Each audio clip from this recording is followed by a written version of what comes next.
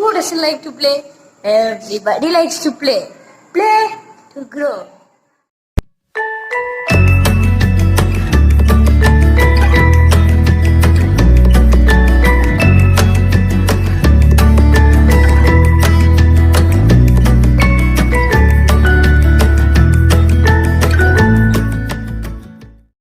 Hello, എല്ലാവർക്കും മനുക്കുട്ടൻസ് കിച്ചണിലേക്ക് സ്വാഗതം. എല്ലാവർക്കും സുഖല്ലേ? ഇന്നത്തെ റെസിപ്പി സ്റ്റഫ്ഡ് ബൺ, നല്ലൊരു 4 മണി പലഹാരം. ഇതൊരെണ്ണം മതി നമ്മുടെ എല്ലാവരുടെ വിശപ്പ് പമ്പ കടക്കാൻ. നല്ല ടേസ്റ്റിയാണ്, വളരെ എളുപ്പമാണ് ഉണ്ടാക്കുവാനായി.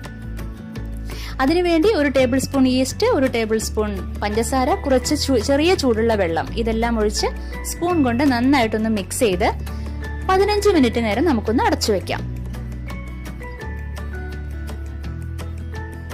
15 മിനിറ്റിന് ശേഷം നമുക്ക് തുറന്നു നോക്കാം. കണ്ടില്ലേ, ഈസ്റ്റ് നന്നായിട്ട് ആക്റ്റീവ് ആയിട്ടുണ്ട്.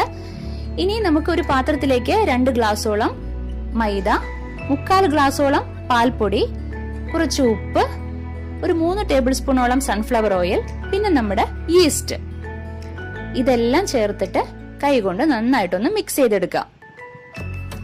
ഇനി ചെറിയ ചൂടുള്ള വെള്ളം കുറച്ച് കുറച്ചായി ഒഴിച്ചു കൊടുത്ത് നമുക്ക് നന്നായിട്ടൊന്ന് കുഴച്ചെടുക്കണം. ഇതുപോലെ കൈകൊണ്ട് നന്നായിട്ട് കുഴച്ചെടുക്കുക. നന്നായിട്ട് തന്നെ കുഴച്ചെടുക്കണം. ഇങ്ങനെ കുഴച്ചെടുക്കുമ്പോഴാണ് ആ ബണ്ണിന് നല്ല സോഫ്റ്റ് ആയിട്ട് വരുന്നത് കേട്ടോ. അപ്പൊ നന്നായിട്ട് കുഴച്ചെടുക്കുക തന്നെ വേണം. അവസാനം കുറച്ചുകൂടെ ഓയിൽ എല്ലാ ഭാഗത്തേക്കും ഒന്ന് സ്പ്രെഡ് ചെയ്ത് നമുക്കൊരു നനഞ്ഞൊരു തുണി ഇതിന്റെ മേലെ വെച്ചതിന് ശേഷം ഒരു 4 മണിക്കൂർ ഇതുപോലെ ഇരിക്കട്ടെ. അപ്പൊ അത് നല്ല സോഫ്റ്റ് ആയിട്ട് വരും, ഡബിൾ ആയിട്ട് വരും. ഇനി നമുക്ക് ഫില്ലിംഗ് റെഡിയാക്കാനായി സ്റ്റവ് ഓൺ ചെയ്ത് പാൻ വെച്ച് പാൻ ചൂടാവുമ്പോൾ കുറച്ച് ഓയിൽ അതിലേക്ക് ഒഴിച്ചു കൊടുക്കുക. ഓയിൽ ചൂടാവുമ്പോൾ നമുക്ക് കുറച്ച് ഉള്ളി കട്ട് ചെയ്ത് വെച്ചിരിക്കുന്നതാണ്, വലിയ ഉള്ളി.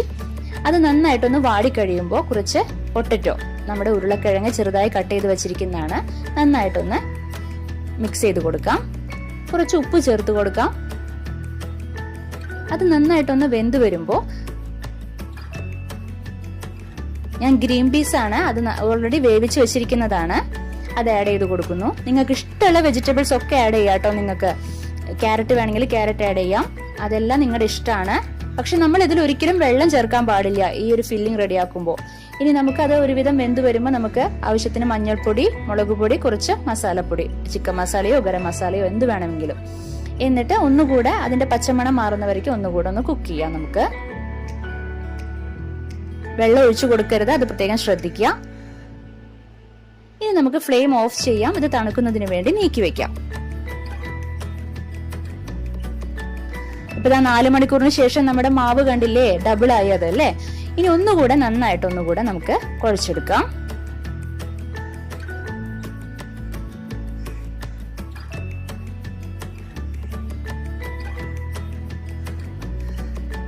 ഇനി നമുക്ക് പലകമേലെ കുറച്ച് മൈദ കൂടെ തൂക്കി കൊടുത്ത് ഇതുപോലെ നന്നായിട്ട് ഒന്നുകൂടെ കുഴച്ചെടുക്കാം. ഇങ്ങനെ കുഴച്ചെടുക്കുമ്പോഴാണ് ഞാൻ നേരത്തെ പറഞ്ഞ പോലെ ബണ്ണിന് നല്ല സോഫ്റ്റ് ആയിട്ട് വരുന്നത്. അപ്പൊ നന്നായിട്ട് തന്നെ കുഴച്ചെടുക്കാം കേട്ടോ.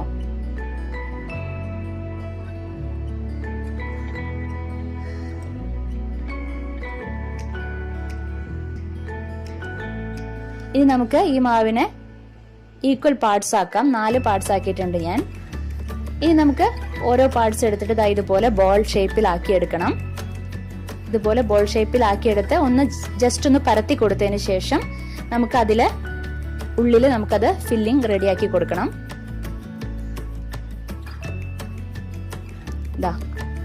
ഇതിലിതാ ഈ നമ്മുടെ ഗ്രീൻ പീസിന് വെജിറ്റബിൾ മിക്സ് ഉണ്ടല്ലോ, അത് അതിലേക്ക് വെച്ചു കൊടുത്ത്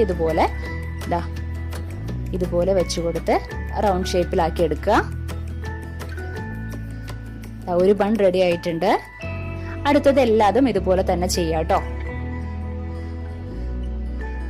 നന്നായിട്ട് ബോൾ ഷേപ്പിലാക്കിയെടുത്ത് ഒന്ന് പ്രസ് ചെയ്ത് ഇതുപോലെ ഒന്ന് പ്രസ് ചെയ്തതിന് ശേഷം നമ്മുടെ വെജിറ്റബിൾ മിക്സ് അതിലേക്ക് വെച്ചു കൊടുത്ത് വീണ്ടും ഇതുപോലെ ബോൾ ഷേപ്പിലാക്കി എടുക്കുക. എന്നിട്ട് ഒരു പാനിലേക്ക് നമ്മുടെ ഓയിൽ പേപ്പർ വെച്ചു കൊടുത്തിട്ട് അതിലേക്ക് നമ്മുടെ ഈ ബണ്ണെല്ലാം വെച്ചു കൊടുക്കുക. ഫിൽ ചെയ്ത ബണ്ണെല്ലാം വെച്ചു കൊടുക്കുക. കുറച്ചുകൂടെ ഓയിൽ എല്ലാ ഭാഗത്തേക്കും ഒന്ന് നമുക്ക് സ്പ്രെഡ് ചെയ്ത് കൊടുക്കാം. സൺഫ്ലവർ ഓയിലാണ്.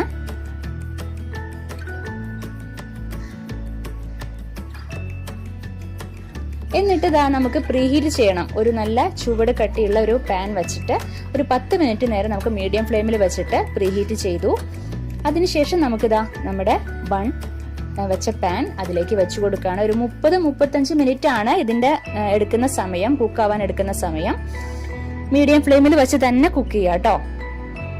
അതിനുശേഷം 35 മിനിറ്റിന് ശേഷം നമ്മൾക്ക് തുറന്നു നോക്കാം. നമ്മുടെ ബൺ റെഡി ആയിട്ടുണ്ട്.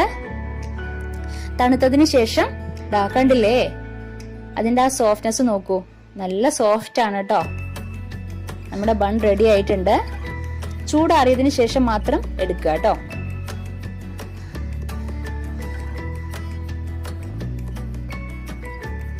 കണ്ടില്ലേ, നമുക്ക് മുറിച്ചു നോക്കാം. ഇത് നിങ്ങൾക്ക് ടൊമാറ്റോ സോസോ അതല്ലാന്നുണ്ടെങ്കിൽ വൈറ്റ് സോസോ വെച്ചിട്ട് നമുക്ക് സെർവ് ചെയ്യാവുന്നതാണ്. ഇതാ കണ്ടില്ലേ. അപ്പോ നിങ്ങൾക്ക് എല്ലാവർക്കും ഈ റെസിപ്പി ഇഷ്ടപ്പെട്ടു എന്ന് വിചാരിക്കണു. നല്ലൊരു 4 മണി പലഹാരമാണ്. അപ്പോൾ 4 മണിക്ക് ഇപ്പോൾ കുട്ടികളെ കളിച്ചൊക്കെ വരുമ്പോൾ നമുക്ക് ഇത് വെച്ച് കൊടുത്തു കഴിഞ്ഞാൽ പെട്ടെന്ന് ഒരെണ്ണം കഴിച്ചാൽ മതി, വേഗം വിശപ്പെല്ലാം മാറും. എല്ലാവർക്കും ഇഷ്ടപ്പെടുന്ന, നമുക്കിപ്പോൾ ഇതിന്റെ ഉള്ളിൽ വേണമെങ്കിൽ നിങ്ങൾക്ക് ഇഷ്ടപ്പെട്ട സ്വീറ്റ് ആയിട്ട് വെക്കണം എന്നുണ്ടെങ്കിൽ ഇപ്പൊ തേങ്ങ ചിരകിയതെല്ലാം വെച്ച് നിങ്ങൾക്ക് സ്വീറ്റ് ആയിട്ട് വേണമെങ്കിൽ അങ്ങനെ ചെയ്യാം. അതെല്ലാം നിങ്ങളുടെ ഇഷ്ടമാണ്. ഇഷ്ടപ്പെട്ട വെജിറ്റബിൾസ് എല്ലാം നിങ്ങൾക്ക് ഇതിൽ വെക്കാം കേട്ടോ.